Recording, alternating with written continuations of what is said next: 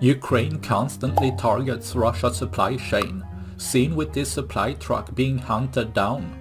While all missed deliveries help to wear down Russia's capability, one of the more important is ammunition, as this creates temporary shortages at some locations. Here, as a cargo was hit, a small fire was created, which started to burn down the truck.